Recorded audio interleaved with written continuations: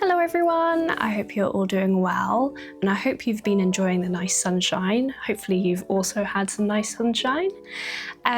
Today's video I wanted to talk about moss poles. I have had quite a few people ask me how I maintain my moss poles, so I thought to just pop it all in a video for you to watch and learn how I look after mine. But before we get started, just in case you're new here, hi, my name is Jamie. I make all sorts of planty content, so if you'd like to follow my journey, then please hit that subscribe button. And yeah, let's get to it. So before we talk about how to maintain a moss pole, I'll just run through a couple of benefits of having a moss pole attached to your plant.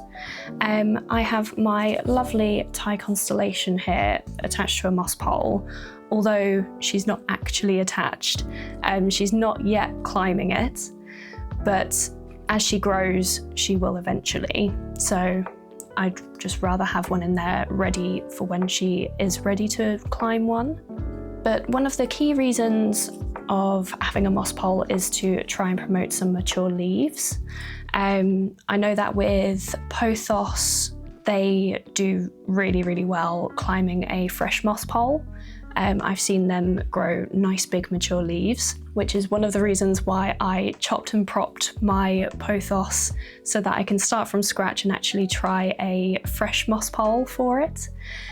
If you haven't seen that video, then go check it out. So another benefit of having your plants attached to a moss pole is that it can reduce the amount of shelf space that they can take up, because you're not having to necessarily constantly size up the plant pot by just extending the moss pole, because obviously the roots will grow all within the moss pole rather than all within the pot. It does mean that they take up more space height-wise, but yeah, it just means that you're not having a trailing plant trailing all over your shelf, and it can be nice and neatly going upwards instead. So another benefit of having your plant attached to a moss pole is that if you want to propagate your plant, it should be a little bit easier. So as the plant grows up the moss pole, each node should send out a few roots to go through the moss, just for it to anchor and to gather up more nutrients. And basically, instead of having a plant trail down and then you chop it up and each node not be activated yet, having one grow up a moss pole should mean that it should have a couple of roots for each node as it grows. So when you do come to chop it up, it should already be rooted and ready to pot up in a pot, hopefully. So I have been asked how I maintain my moss poles. So I'll run through a couple of techniques for you, just so that you can try them out and find which one works for you, because not everything that one person does will work for another. So I just thought to include pretty much all of them, especially the ones that I've tried anyways, and then you can go ahead and try them yourself. So one way that I have tried to keep the moss pole moist is by spraying it with a spray bottle. However, that has been rather time consuming. It's very difficult to remember to spray down a moss pole every single day.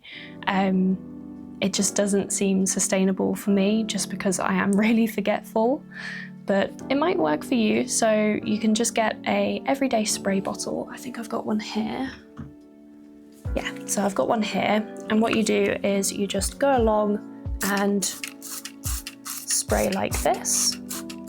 Spray all down there. And that's a very easy, simple way of doing it. But like I said, you would have to keep doing that pretty much every day to maintain the moisture in the pole. Another way that I have seen is using a plastic cup, and then you puncture a hole in the bottom, or use a soldering iron and melt a hole. It only needs to be a really small hole, just so that it slowly drips. And then you fill that up with water and just pop it in there like so. And then the water will drip down slowly and slowly maintain the moisture in the pole. It's a really cheap way of doing it. So a lot of people have successfully used this way and prefer it. So it might be worth trying it out. Another way that I have maintained moss poles is with a glass self-watering stick. This is the one that I bought. It's a nice little cute mushroom. But one problem that I did find is that the hole at the bottom is too big.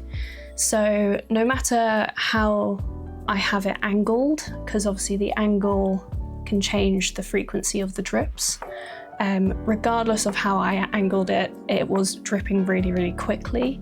So the moss pole became really, really moist really quick. And then obviously this would run out of water pretty much within a couple of hours. And so it did mean that the pot was getting too wet as well. So just be aware that that can be an issue with the glass ones, with the hole.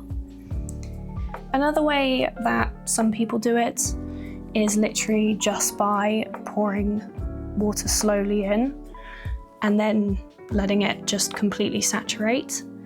I personally don't like to do that just because, again, you risk the actual plant in the pot getting a bit too moist all the time, and it doesn't keep a constant drip of water going through. It's pretty much a all-in-one, and then slowly let it dry out and then keep doing it again.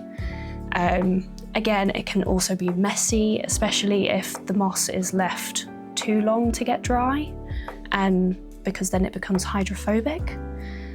So yeah, it's personally not one that I go for. But the way that I actually keep my moss poles moist is by using these. Now, this is pretty much like the glass one. However, there is no hole at the bottom.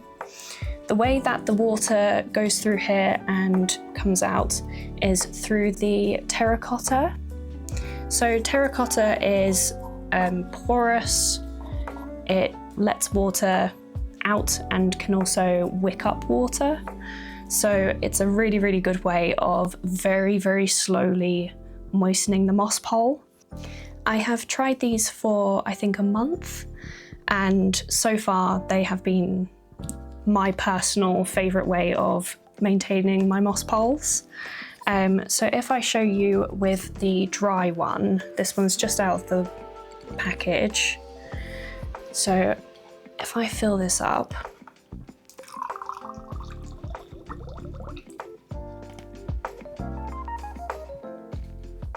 and if we leave it for a second, you'll see that this starts to actually go darker and moist. But yeah, so these I have bought from IKEA. This is the name of them.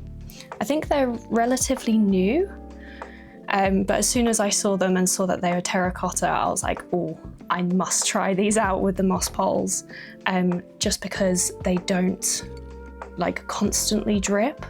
Like I said, it slowly seeps out of the terracotta, and as you can see, this is slowly darkening the colour. How cool is that?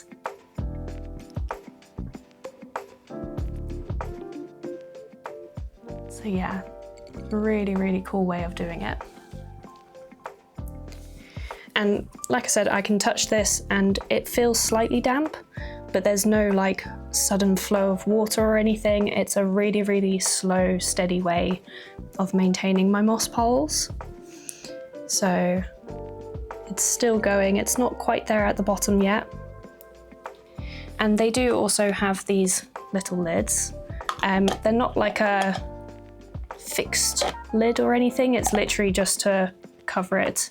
If you do tip them, it will come out, so just be careful with that. But yeah, so that is what they look like. And then what I do is I make a little hole within the moss and I slowly pop it in there and then leave it like that. And that's it. Every, I think, few days or maybe once a week, I just make sure that this reservoir is filled up, and the rest is just done by the self-watering stick. So it's a really, really easy way of maintaining my moss poles. I've not had it flow so much that the base of the plant pot is soaked.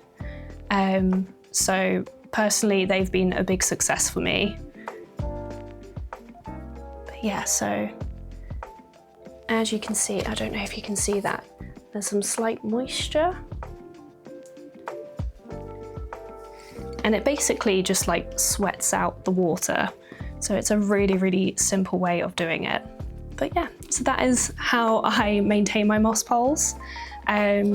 I can't remember how much these are, but they did recently increase in price. When I did see them, I bought, I think, 2 of each size. So as you can see, they come in the large size and this smaller size. But yeah, they've been a massive help with maintaining my moss poles. So I personally highly recommend them. But as I said, there are loads of different ways of maintaining your moss poles, so give a couple a try, see what works for you. If you have a preferred way of maintaining your moss pole, then please let me know in the comments below. I'd love to find out how other people maintain theirs. But yeah, that is it for today's video. If you enjoyed it, then please give it a thumbs up. And if you would like to see more of my planty content and see how I look after my plants, then please hit the subscribe button and I will see you soon. Thanks for watching. Bye.